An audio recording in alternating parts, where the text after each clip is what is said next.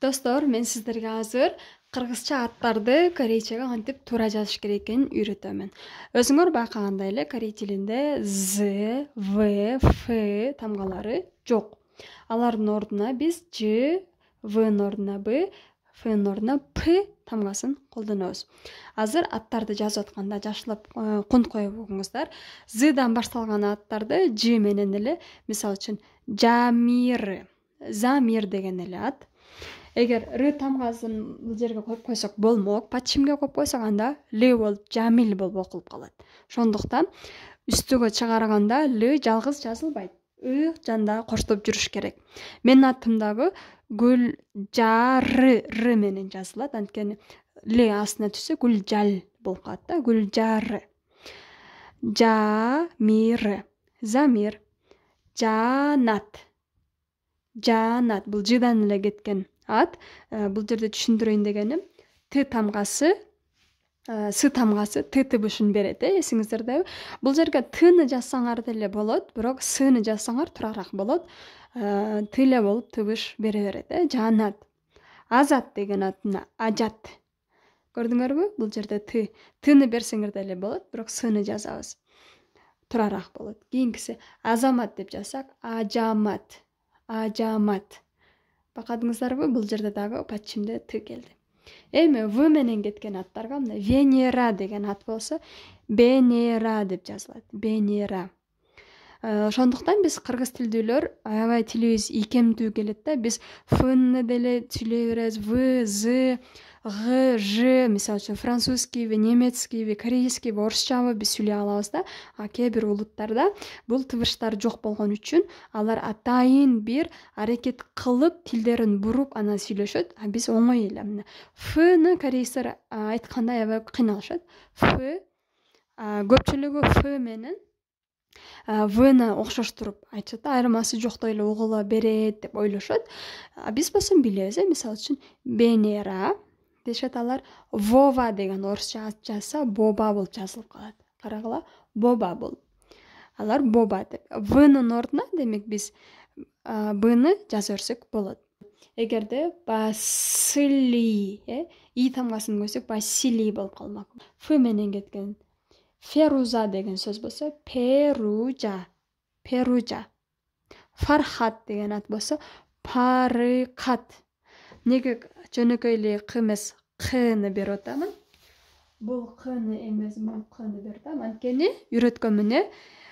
Бул кнын эки жагында үндүү тамга турса, жумшарып кетет. Парыкат болуп калат, анда г болуп окулуп калат.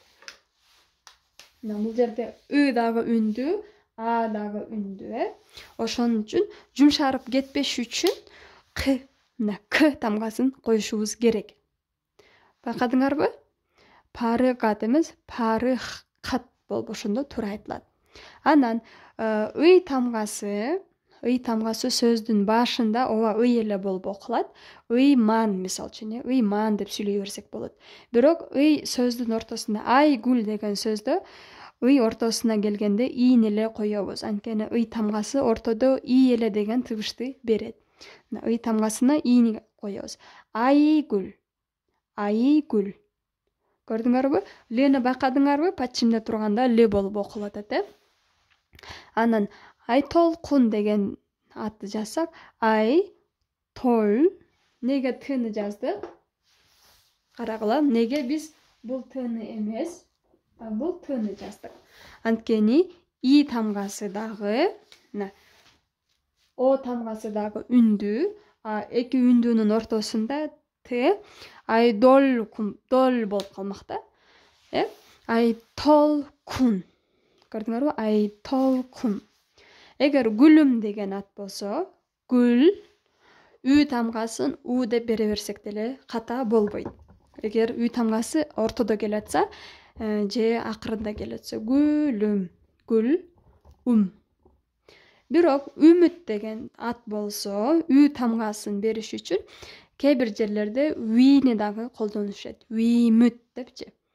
Корей адамдардын тили келиш үчүн уймүт жана атты дагы туура тилибизди келтириш үчүн Уймүт деп жазган учурлар дагы болот. Кээ бирөөлөр жөн эле Үмүт деп деле жазып кое берет. Мында болчу.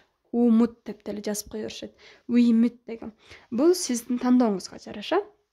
Анан Эльмира. Эльмира. Кээ бирөө ушул эни жазат, кээ бирөө болсом деп кылып жазып койгон учурлар деле болот. Эльмира деген сиз өзүңүз тандап аласыз. Анан фамилияны жазганда мен бул жерде Вова деп эдимби? Ова же Оф дегенди билгенде, вот ушул тамга мисалы үчүн Эльмира Жакыпова десе, Жакыбоба.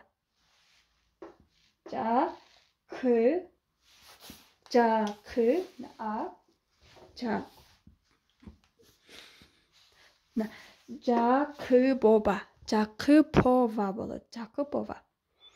Эми Ш тамгасын бергенде, мен мурун С тамгасын үйрөткөн менен С кайсыл жерде Ш болот деп. Ушул жерде мына Жең И Ши. Неге Ши И тамгасы аркасынан неге ээрчиди? Анткени Ш тыбышын бериш үчүн. Жең И, эгерде Сны астына жазып койсом, Жең ит болуп калмак да, жеңит болуп калмак. А Ш тыбышын бериш үчүн И катышты. И атайын келип катышып отурат.